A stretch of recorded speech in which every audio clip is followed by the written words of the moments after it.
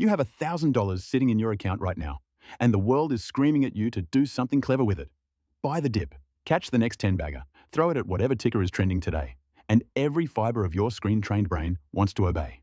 But pause for a second, because the families who have survived not for one bull market, not for one decade, but for centuries, they are playing a completely different game with that $1,000.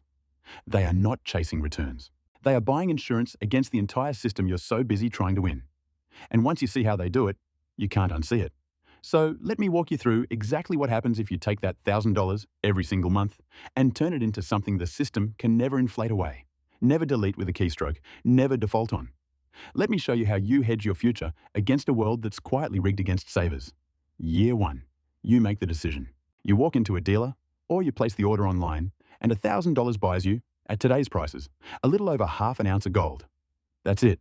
One small coin, heavier in your hand than you expected, smaller than a poker chip. And here's the first thing nobody tells you. It feels anticlimactic. There's no app showing you a green number going up. There's no dopamine ping. You just have this dense little disc of metal, and your reptile brain whispers, "This is boring. This is doing nothing." That whisper is the exact feeling that keeps regular people poor and keeps the old money families rich. Because they trained themselves, generations ago, to love boring. Boring is the whole point. The next month you do it again. Another 1,000. Now you have a full ounce plus change. By month 6, you've got a small stack, and you've stopped checking the spot price every day. You bought a little safe, the kind that bolts to the floor of your closet, and there's a strange satisfaction in opening it. No counterparty, no bank holding it for you, no fine print. Just wait. By the end of year 1, you've put in $12,000, and you're holding somewhere around 6 ounces of physical gold. Did it go up? Maybe a little, maybe down. Doesn't matter yet, because you're not measuring this in dollars. That's the mental switch most people never make. You're accumulating a thing, not a number. Here's the mechanic underneath all of it, the part they don't teach you in any personal finance video. Every year, the people who print the money you save are printing more of it, quietly. The official number they give you is 2%, 3%. The real number, the one you feel at the grocery store, at the gas pump, in the rent, is fatter than that. Your dollar is a melting ice cube. It is designed to lose value, slowly, by policy, because a slowly shrinking dollar is good for the people who borrowed enormous amounts of it. That includes governments. Inflation is not a malfunction. It's a feature. It's a tax you never voted for, collected from everyone who holds cash. And the wealthy understood this 100 years ago. So while you were taught to save money, they were taught to convert money into things that can't be printed. Gold isn't an investment to them. It's a refusal to participate in the melting. Year 5. $60,000 has gone in. You're holding a serious stack now, somewhere around 30 ounces, depending on how price moved while you bought. And something has changed in you, not in your portfolio. You've lived through a couple of market scares by now.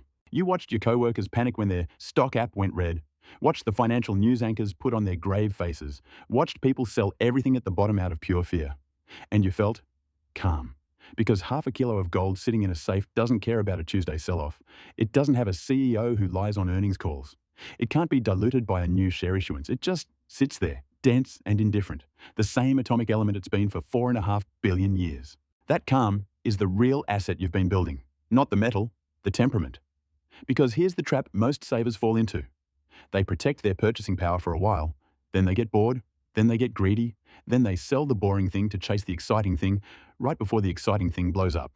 You've been inoculated against that.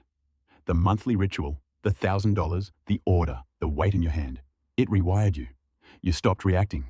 And in a system engineered to profit off your reactions, not reacting is a superpower.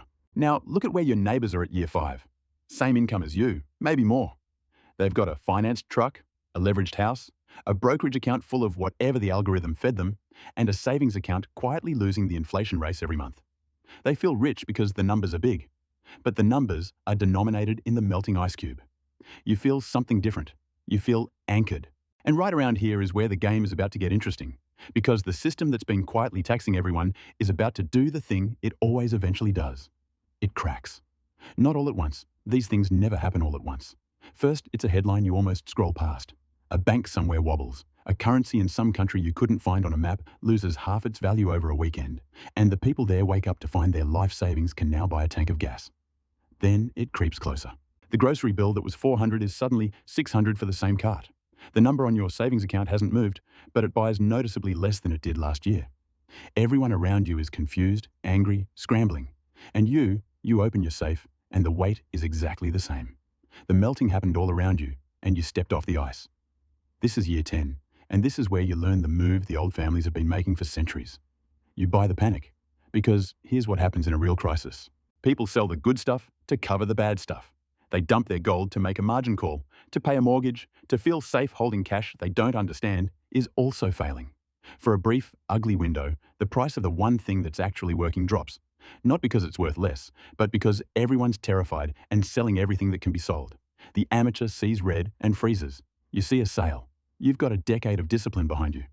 You don't have to sell anything to survive because you never over-leveraged, never bet the house. So while the headlines scream collapse, you quietly increase your monthly order. You buy 2 ounces in the month everyone else is liquidating. You're acquiring purchasing power from frightened hands at a discount. That is the entire secret, dressed up in fancy words on private banking brochures. Be the calm money when everyone else is the scared money. By now, you've got over 100 ounces, 100 dense little discs and bars, and the dollar figure attached to them has done something almost rude. It's roughly doubled, tripled, because in the chaos the world remembered what gold is for. But notice you're still not counting in dollars. You're counting in ounces, and in something harder to name. Optionality. You can wait. You can say no. You can watch your opportunity come and go without flinching, because nothing is forcing your hand. The man with the leveraged everything has no optionality. He's a hostage to the next interest rate decision. You're a free agent. Year 20. $240,000 went in, 1,000 at a time, across 240 quiet, boring, anticlimactic months. And you're sitting on a pile of metal worth multiples of that, but that was never really the point. And you know it now in your bones. The point is what you own versus what you owe. You own a thing that cannot go to zero. There is no scenario where gold becomes worthless paper, because it was never paper. Empires have fallen. Currencies have been wiped out entirely. The German mark, the Zimbabwe dollar, every fiat experiment in history eventually returns to its intrinsic value, which is nothing. And through every single one of those collapses, an ounce of gold stayed. An ounce of gold. It bought a good suit in ancient Rome. It buys a good suit today. That is not coincidence. That is the whole reason the families who have survived for centuries hold it. They are not betting on it going up. They are betting on everything else, eventually, going down, and being the ones still standing when it does. Your kids will inherit something they can hold. Not a brokerage login that might be frozen, not an account that might be bailed in, not a number that might be inflated into meaninglessness. Weight. Real, dense, undeniable weight. So go back to that $1,000 sitting in your account right now, with the whole world screaming at you to be clever with it. You finally understand why the loud advice is loud. Because the system needs you trading, reacting, chasing, melting. And the quiet move, the one nobody's selling because there's no commission in it, is the one the people who actually keep their wealth have made for 1,000 years. You don't have to win the game everyone else is playing. You just have to refuse to be the one holding the ice cube when the sun comes out. Open the safe. Feel the weight. That's not boring. That's the sound of a future that can't be deleted with a keystroke. And while everyone else is checking a green number on a screen tonight, you'll be the one who simply sleeps.